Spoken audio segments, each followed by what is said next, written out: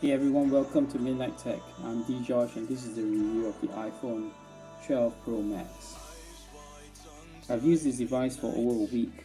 It sounds very cliche, but this is the best iPhone I've ever used. So I was coming from 11 Pro, and for me, making this jump was okay because I'm coming from a smaller device to a larger device. So it's a whole new experience moving from a 5 plus inches display to a whooping 6.7-inch display. So this is the largest phone that I've ever used. I've never used a Max model, so this was a whole new experience for me.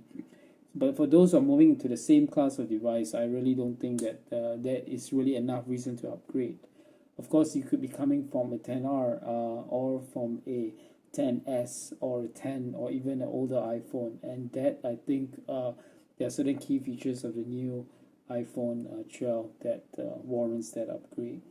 In terms of the performance, this phone is very fast. It's very speedy. It's really super smooth, and you wouldn't have problems with multiple apps, business apps, gaming.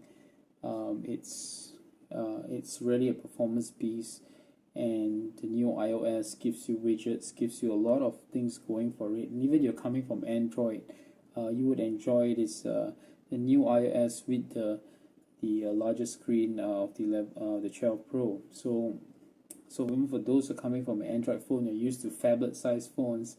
This phone it's huge. It's even bigger than most Android phones out there.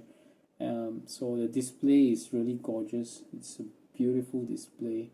I have no problems with the display, even though it's not 120 hertz. This is one of the best displays I've ever seen on a mobile device. It's really crisp. It's got good. It's got good brightness, good contrast. Even in daytime, at night.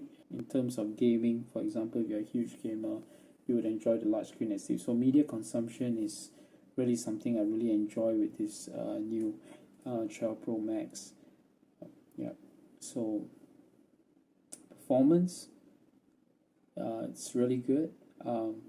Photography, the next one we want to talk about. So if we look at some sample shots, the photos are really crisp. They have very good color production. Very good options for portrait shots, for wide angle, and this especially video. The iPhone handles video so well. I think that if between an for example, if video is your thing, then this would be the best device out there to take video. And in terms of photography, or it's right up there with the best. So photography, it's really good on this device. Battery life is really good.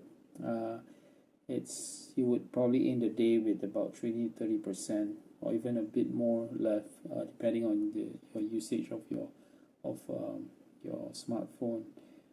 It's a great daily driver. It can easily last you for the next couple of years.